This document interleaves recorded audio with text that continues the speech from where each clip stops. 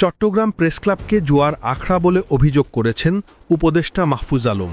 গতকাল একটি প্রেস ব্রিফিংয়ে এমন অভিযোগ করেছেন তিনি জানিয়েছেন, 1 বছরেরও বেশি সময় ধরে প্রেসক্লাবের নির্বাচন স্থগিত রেখে রাজনৈতিক ছত্রছায়ায় ভেতরে চলছে রমরমা জুয়া ও আরও নানা অবৈধ কর্মকাণ্ড।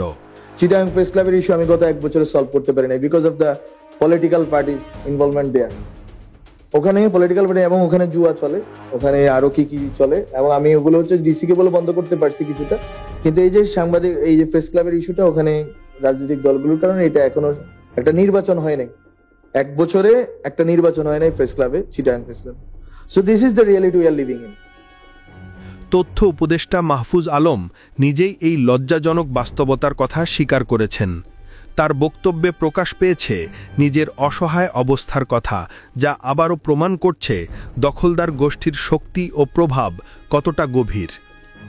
এমন পরিস্থিতিতে প্রশ্ন উঠেছে, গণতন্ত্রের চতুর্থ স্তম্ভ, সাংবাদিক সমাজের অন্যতম প্রতিষ্ঠান চট্টগ্রাম প্রেস ক্লাব কি তাহলে জুয়াড়িদের দখলেই ধ্বংসের পথে যাচ্ছে?